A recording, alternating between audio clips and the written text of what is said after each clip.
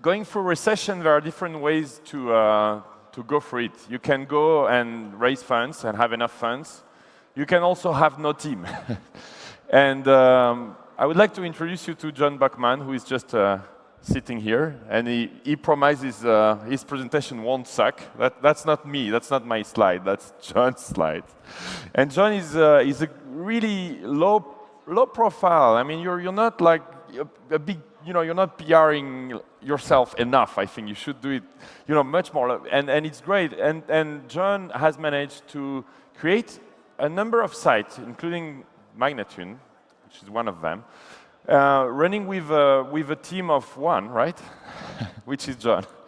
And so being break-even, and an entirely decentralized way of working, which I personally think fascinating. I'm learning a lot from John. I think we're going into a world where work will completely change, and he's collaborating with people around the world to build a virtual company that has no employees, and which is break-even, that's all he likes, with a very creative way of doing it. I'm learning a lot from John all the time, so I hope you learn as well. I'm sure you will learn as well. John, the floor is yours. Thank you very much. And can we cut the music over there? Maybe the... And John, please, you should start now.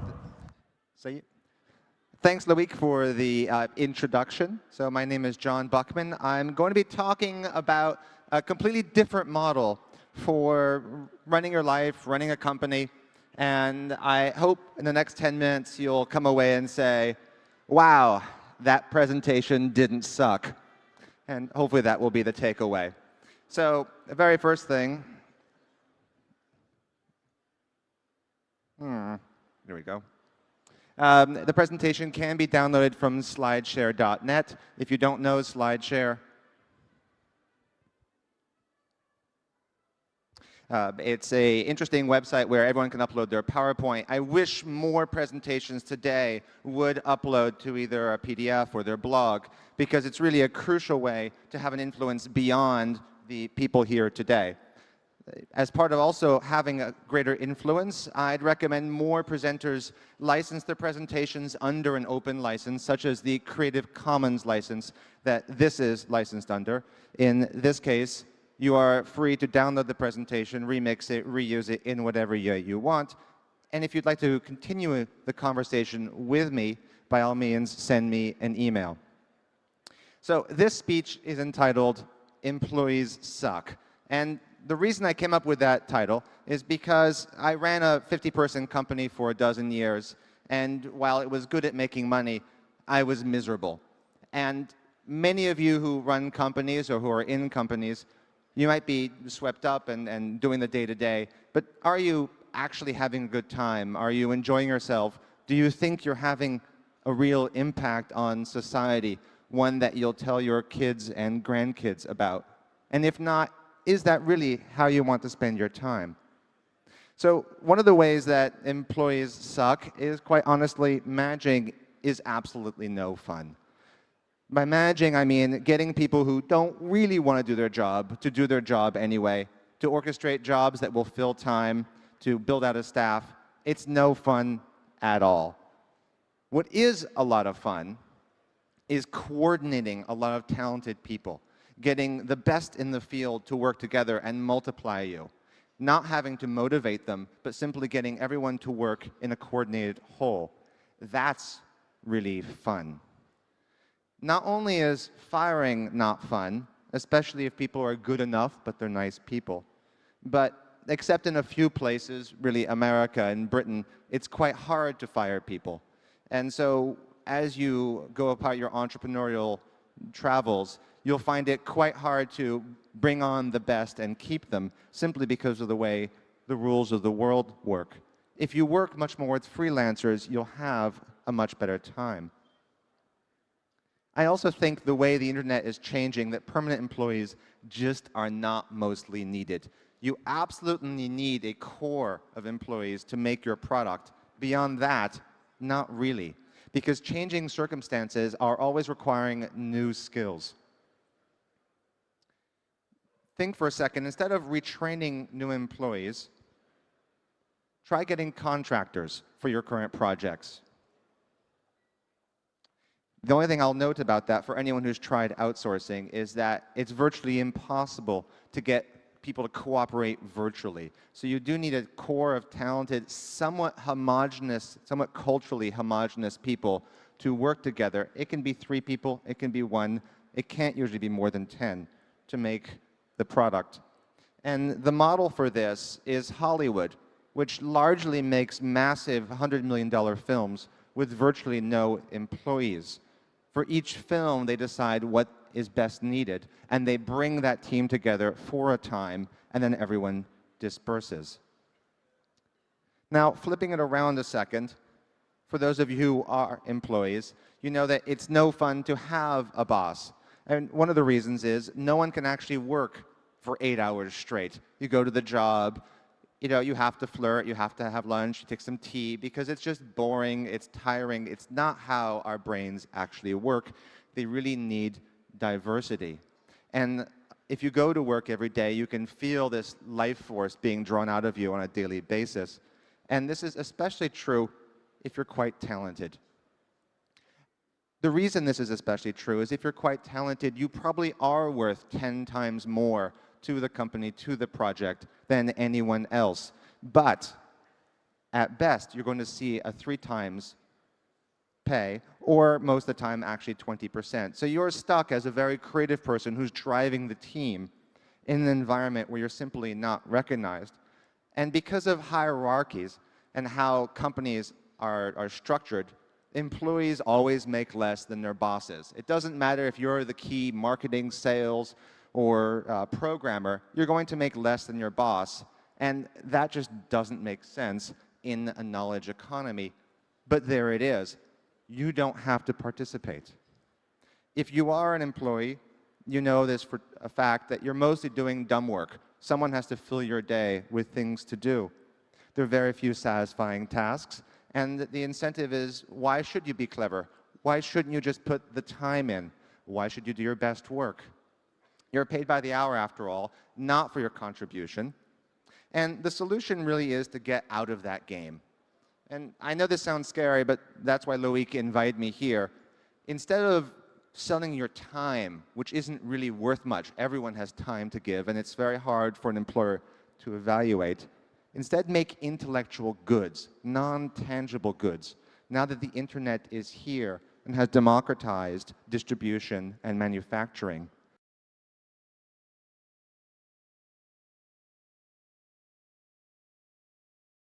Maybe worth less than the hours you put in which case, very good and you should go get a job. But if you are better than your time, then this is a much better way to go. Forget good enough work. Try to do great work. The reason I'm talking about this is because as I went through my process, and it's maybe a little bit easy for me to say since I did put a decade into a company and came out okay out of it, but I wasn't especially happy with what I was doing, and I felt like the impact I had was minimal in a bigger company. And also, a large company becomes all about making a profit and not so much about making an impact. How do you wake up every day when it's cold and raining and go do your job and feel excited about it? Do you have other goals? For example, are you interested in having children? If so, it's quite hard to do, especially, for example, if you're a woman, it's hard to do the dual career thing. But if you work at home, you have all sorts of other opportunities, and you have alternative schedules. You don't have to ask your boss to pick up your children at 3 o'clock. You just do it, and you work later in the day to cover for it.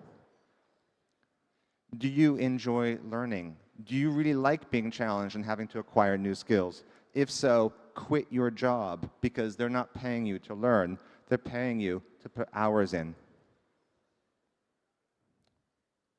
Here are the quick steps, at least that I see, for self-employment. The very first thing is just start thinking of lots of ideas. Start reading science fiction, futurism, start watching TED. Just start writing ideas down.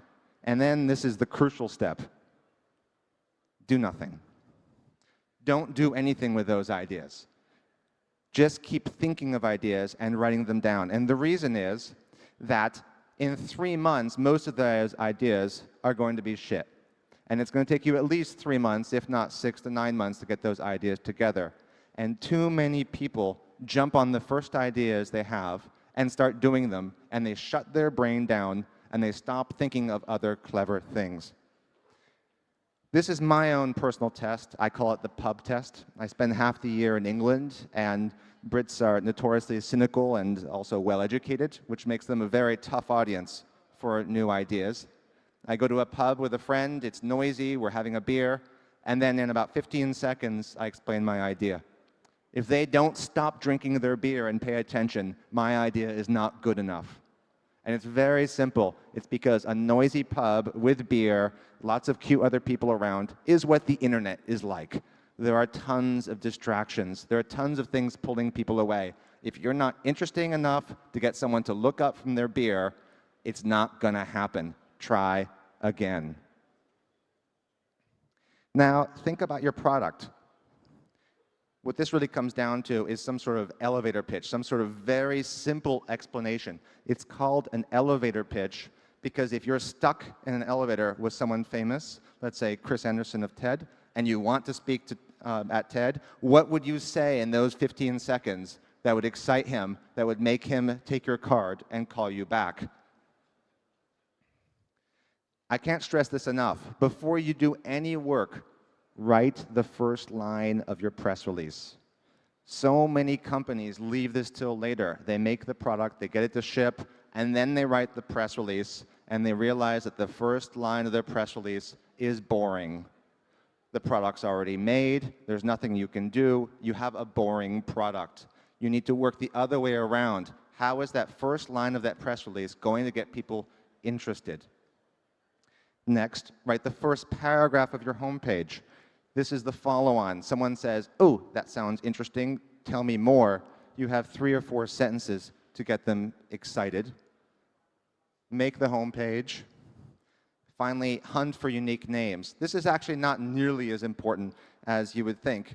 I mean, a lot of companies like my own, Magnitune, or even one like Seismic, are not the best names in the world, but if they're really good ideas and they're memorable, that's fine. It's not a problem. This is really crucial. Don't borrow money. Figure out how to do the idea extremely cheaply. Next, finally, there's a lot of preview steps here, I know. Make a mock-up, show it to people, again, see if they're really excited. And this is crucial. Launch way before you're ready. Get it out there, start getting feedback, see if the idea is any good, because you might be really wrong. And after you pitch it to bloggers, if no one cared, if you didn't borrow money, you don't have anything invested in it other than a few months' work. Kill it, start over. You just learned something. You just learned why the idea was bad. Start again. This is also crucial. Don't quit your day job. A lot of people think they need to get funding, quit their day job, start with a bunch of partners, and go off. What you really need to do is get that salary and find time on the weekends, on the evenings to work on your project and gradually lower your time commitment to your job. But only quit it once you actually have enough money. You'll also discover that salespeople are an extremely bad idea. And the reason is salespeople require capital, and they also generally mean that your idea isn't that good. Your idea isn't that good because it requires salespeople to convince people it's good. If it's good, it should convince people on their own. Great products build word of mouth. Another fallacy is that if we just had a big PR and marketing campaign, then everyone would know about our product and it'd be great. Well, that's not true either. Because if you can convince just a few bloggers that it's interesting and a few early users that it's something really unusual, then it will happen on its own. All right, this is sort of a few case studies here. This is my secret. It's really, really simple. The secret to getting massive press, and I have gotten massive press for my projects. So the first one, and it's the hardest, be really damned interesting. Right? Guy Kawasaki, in his famous books, says, if you're not getting press, get better reality. That's a more clever way of saying what I'm saying, but find something really interesting. And then you just need to convince 2 influential bloggers that it's really interesting. That will get you the stage. If it's not that interesting, it won't go anywhere.